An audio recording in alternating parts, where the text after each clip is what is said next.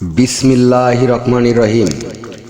বিশ্ব আধ্যাত্মিক জ্ঞান সঞ্চার দরবার শরীফের প্রতিষ্ঠাতা আমার মুর্শিদ কেবলা গাউসুল আজম শামীম আলী চিশতির দরবার হইতে আমি শাহ আলম আমাদের দরবারের পক্ষ থেকে আপনাদের সকলকে জানাই আন্তরিক শুভেচ্ছা ও অভিনন্দন। আমার মুর্শিদ কেবলা গাউসুল আজম শামীম আলী চিশতির একটি গ্রন্থ থেকে কিছু আলোচনা নিয়ে আপনাদের সামনে আবারও হাজির হইলাম। আশা করি সকলে ভালো আছেন এবং সকলেই মনোযোগ সহকারে শুরু থেকে শেষ পর্যন্ত আমার এই আলোচনাটি শুনবেন। আজকে আমি যে বিষয় নিয়ে আপনাদের সামনে আসলাম সেই বিষয়টি হলো যে বর্তমানে আল্লাহ কিছু করেন না, আবার করেন। কোথায় থেকে কি করেন এবং কোথায় থেকে করেন না এই নিয়ে কিছু তত্ত্ব আলোচনা করব। আল্লাহ বর্তমানে কিছু করেন না, কিন্তু কোথায় থেকে কিছু করেন না এবং কোথায় থেকে করেন। আল্লাহ একজনই তিনজন, আবার আল্লাহ তিনজনই একজন, আবার আল্লাহ একজনই হাজার লক্ষ কোটি বিলিয়ন বিলিয়ন, যাহার কোনো শেষ নেই। আল্লাহ কোথায় থেকে কিছু করেন না, আল্লাহ মহাশূন্যকারী কিছু করেন না।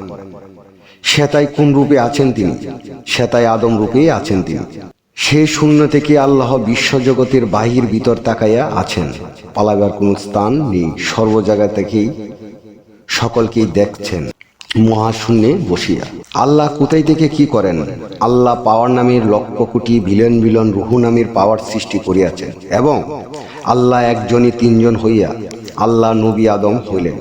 এই তিনটি সুরতের লক্ষ কোটি বিলিয়ন বিলিয়ন হইলেন, আর একটি আদম সুরতের বাঘ সমস্ত সৃষ্টির মাঝে এবং সৃষ্টির বাহিরেও বিলিয়ন হইয়া গেলেন। তাই বলা হইয়াছে সমস্ত সৃষ্টির মাঝে যত প্রাণী জগৎ আছে এই সর্বকিছুই আদম। দেখা যায় যার তার কর্মফলেই অন্য কোনো প্রাণী রূপে বাঁচিয়া আছেন, কিন্তু আত্মাটা ঠিক আদম সুরতই রহিয়াছেন। আত্মা বা রুহু ধরাছোঁয়ার বাহিরে থাকেন, কিন্তু যার তার কর্মফলে জীব দেহটা এবং জীব আত্মাটা কষ্ট করে থাকে। এই তিনটি আদম স্রোতের মাঝে দুটি আদম স্রোতের কথা বলা হইল, আরও একটি আদম স্রোতের কথা বলবো।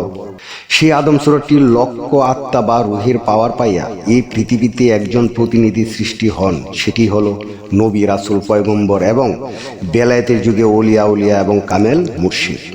তাই আল্লাহ কোরআনে বলিয়াছেন, আমার রাসূলের হাতি আমি আল্লাহর হাত, এবং রাসূল বলিয়াছেন বেলায়েতের যুগে ওলিয়া উলিয়ার হাতি আমি রাসূলের হাত, এবং আমি রাসূলের হাতি আল্লাহর হাত।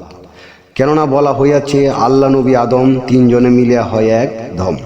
আল্লাহ আদম নবী তিনজনই একজন, আবার কখনো তিনজনই আলাদা আলাদা বস্তু।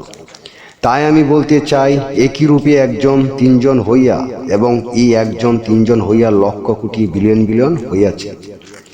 এই মহাবিশ্ব জগৎটাকে চালাচ্ছেন, ঠিক একইভাবে ক্ষুদ্র মানুষ একটি ক্ষুদ্র বিশ্ব চালাচ্ছে। যে মানুষের ভিতরে মানুষ, তাহার ভিতরে সাই একই রূপে পাই। তাই মহান স্রষ্টার কাছে আকুল আবেদন, মহাশূন্যকারে আমি মিশতে চাই। মহান স্রষ্টার দয়া ছাড়া আমাদের কোনো উপায় নেই। ক্ষুদ্র থেকে আমি ক্ষুদ্র, তাই এই জগতে আমি যতই সাধনা করি না কেন আল্লাহর সাহায্য ছাড়া আমাদের সকলের কাজ হবে না। তবুও আমাদের সাধনা চেষ্টা চালাইয়া যেতে হবে, আর না হয় আল্লাহ দয়া করবেন না। আমার মুর্শিদ কেবলা গাউসুল আজম শামীম আলী চিশতির গ্রন্থের যে আলোচনাটি করেছি আপনাদের কাছে কতটুকু ভালো লেগেছে?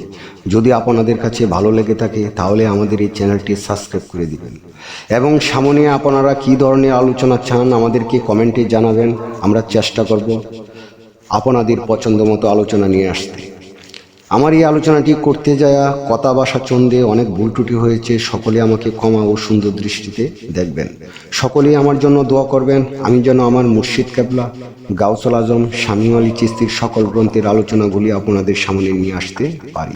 সর্বশেষে সকলের চরণে হাত রেখে আমি একটা কথা বলে যেতে চাই। সে কথাটি হলো যে আল্লাহ গোপনেরও গোপন। সেই গোপনকে পাইতে হলে একজন কামেল মুর্শিদের কাছে যাইয়া বায়াত গ্রহণ করে সেই গোপন ইবাদত ও গোপন সাধনার মাধ্যমে আল্লাহকে লাভ করিতে হবে।